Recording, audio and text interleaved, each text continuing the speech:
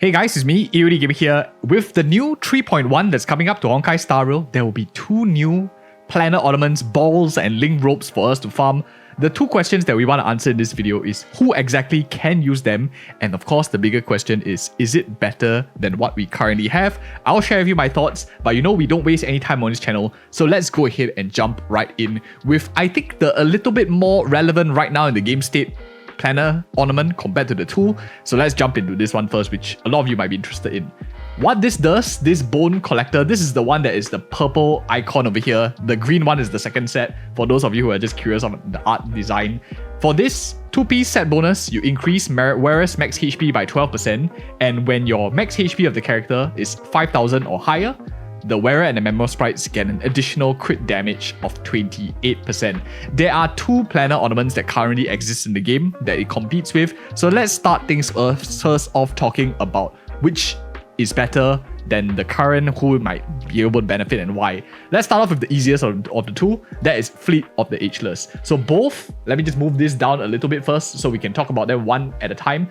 Both Fleet of Ageless as well as Bone Collection gives you a max HP of 12%. Very, very similar. Fleet of Ageless is more, in a sense, supportive, whereas Bone Collection, is more offensive and is meant more for damage dealing units because you gain crit damage. Whereas Fleet of Ageless gives you a bit more team-wide buffing of attack percentage.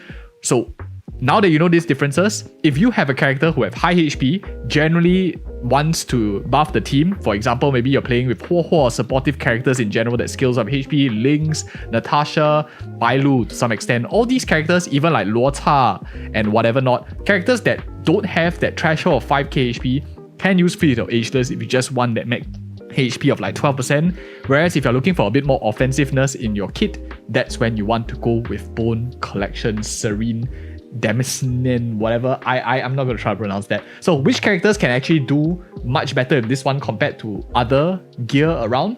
The first character, of course, is going to be Tribi. She's the new character coming out in 3.1. Slightly more offensive, scales with HP, does like both the max HP increase and the crit damage. Because she scales with HP, you can get a lot of HP percentages out of it. It's quite difficult to hit 5k, as some of you know. Even if you have 5-star like cones, your DPS characters like Zila, Fei Xiao, slightly squishier characters might not hit even 4000 HP, whereas some characters that scale off with HP like Fu Shen can hit 10,000 plus, and maybe your other characters who have like a couple of HP percentage can hit their 5k threshold, like for example Huo. But other than that, very few and far between. 5k is quite a difficult number to hit by and large. The other characters that are quite interesting to think about with this gear as well will be characters that scale with HP. For example, Blade can easily hit beyond the 5k HP threshold, and in line with that, if you believe a character like My Day might also be scaling with HP, then we could also see him if he hits a 5k threshold, which we'll of course talk about once we get the official information and we get the testing done as well. My Day is definitely a strong candidate for this as well, giving him good amounts of HP, which he would scale nicely with, as well as crit damage to do more DPS too. So these characters I think are, on first instance, the relevant characters that might benefit from this set. Of course, that doesn't mean this gear, this relic set doesn't scale well with time. The bigger question that some of you might be wondering is, this looks exactly the same like something that we currently have in the game, which is Wondrous Banan for remembrance characters. So let's talk about this one here. The reason why this is relevant is because of the second part over here, which gives you a lot of crit damage for the wearer and also additional crit damage. Compared to this one over here, which only gives you crit damage of 28%, it applies to wearer and memo sprite. What's the differences between these 2 exactly, and when should you use it? Of course, the most straightforward answer is just saying if there's a summon, the character can summon is a remembrance character, then of course Wondrous Banan does seem a bit more interesting because then you can use this. But even when the character summons a unit and they can hit the threshold of 5k or more, it's not very clear to understand the differences between both of them. Very importantly, this 32% additional crit damage doesn't apply to many member sprites in the game. The reason for that is when they are summoned, they generally mirror this 16%. On-field battle effects might not apply to summons as well. Maybe it might be changed in future, but this additional 32% is generally applied to the wearer rather than also being copied to the summon. So instead of both of them getting 48%, if your damage splits between the member sprite and the wearer itself, above, you will want actually to go for Bone Collection. If you're doing more damage from the main wearer, but then your Memorial Sprite doesn't offer you much damage, maybe it's just buffing your main character, then Wondrous Banan is a lot better. So that's the key differences between these two. I thought that you guys might want to know. Otherwise, this is really best in slot for any HP scaling character, whether you have a Memorial Sprite or not. This is really very strong because of the massive amounts of crit damage that you get, and also the HP stat, which is perfect for characters that scale with HP. Maybe Casteries also in future, who knows, right? We will have to see whether she scales with HP too, but this is why this set is really unique. The second one, this is the easier out of two sets, and this is the Giant Tree of Rapt Brooding, also a lot easier to pronounce. This is the green one for those of you who are wondering. This gives you 6% speed. At the same time, when your speed is 135 or 180 or higher, increases the wearer Memorial Sprite's outgoing healing by 12 to 20%. This outgoing healing is very unique because usually it's only found in the 4-piece, so if you are looking for it in the 2-piece, it's very rare. Now, one important thing to note is currently in the game, outgoing healing is a really more or less useless stat. No one scales damage with the amount of outgoing healing that we get, but perhaps this might beckon a future where we will start seeing outgoing healing being a lot more relevant as well, and it might be a more interesting stat to start looking at. So, the biggest one that competes, I would think, in this current moment, because outgoing healing is less relevant for most. I'll explain more thought process for future in a little bit, but let's talk about now present first. The one that competes most with this new set is going to be your Forge of Kelper Genie Lantern, increasing your speed by 6%, which is exactly the same as what you get for the Giant Tree.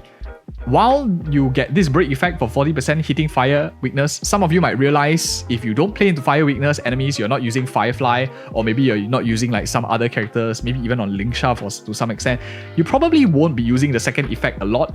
And in that case, if you want that healing more consistency across, if you're, for example, playing like maybe Linksha to some extent, where you just want that healing, sustain, a bit of sustenance for your entire team, or perhaps if you're going with like Ho, who is like really fast, you might get a lot more value out of the outgoing healing bonus, especially for abundance characters in general, compared to the break effect increase, especially if they don't do many instances of damage anyway. So that's the differences between two of them. Kelper Genie Lantern generally more offensive, but this one, Giant Tree of Rapt Brooding, definitely looks a lot more attractive to abundance characters because it is the only 2-piece currently available that gives you outgoing healing bonus. Now, with that being said, since we narrowed down the characters that use this right now in the game state to abundance characters, and we'll talk about future in a bit, in current game state, the alternatives are generally two options. The first, of course, is Lushaka of Sunken Seas.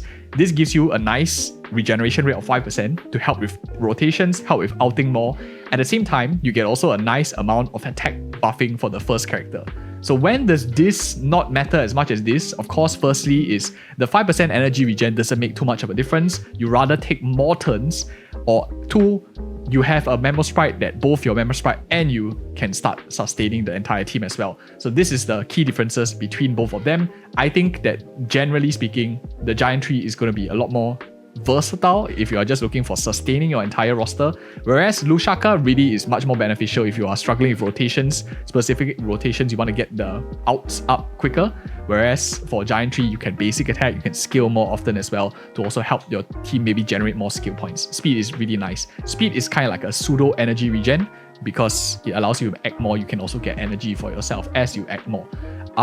And if your team doesn't scale with attack anyway, then perhaps it's better to go with the Giant Tree. Especially maybe if you're playing into a team composition with HP scaling characters in future, maybe we might start going to the meta of HP scaling characters, then Lushaka might not matter as much. And those are some things to consider versus Lushaka. But the other one that I want to talk about is going to be Broken Kill. So Broken Kill is also a very good contender, especially if you're playing with abundance characters in general. It gives you effect rest, which is nice, and when you have effect rest of 30% or higher, everyone gets a 10% increase in crit damage. So these two is much more situational because both are good and both are unique in their own sense. Where I guess one outperforms the other is if you are looking for a general set to slap on your healer, Giant Tree is better because Broken Kill crit damage is more or less useless in team compositions that are focused maybe on break, maybe are focused on DOT, whereas Giant Tree is really super versatile. If you are the kind of player who just wants one set and then you forget about it, this might be quite an interesting one for your sustained characters because so far in the game, most of them do like speed. all healers don't mind additional outgoing healing, and that's the current game state, which I think is very interesting. More importantly than not is the future that it signals. By having the first set in the game introduce some sort of use to outgoing healing and making it versatile to have the wearer as well as member of sprite tells me that this is going to be more relevant in the future patches. We might start to see scaling with outgoing healing, maybe healers doing a lot more damage as well. It's interesting to look at. This does mean that there's some kind of differences as well. And of course, should you farm this domain, I think that this domain is very, very interesting, especially for the first set here. This is the more attractive out of the two. If you are planning to pull for My Day, you're planning to pull for Tribi, this is a set that you want to consider, probably the one that's more relevant for 3.1. At the same time, if you get some of the second set here, Giant Tree, it's not going to be a useless set because you can always slap it on a healer, generally quite versatile. I wouldn't be skipping this domain. Some of you might be just like wanting to synthesize and snipe this set, but I think that this domain is worth farming a bit because of the versatility, especially if you're not like an Aventurine or Fu Xuan lover only playing with these two characters. If you have characters like Lingsha, Huo Huo, you're looking to play them as well, this set is actually really, really quite solid and generalistic enough that you don't mind having a bit of extra too. And those are my thoughts. If you found this video helpful, do like, comment and subscribe, and check out these two other videos on the new patch as well I think you might like, and see you guys in the next video.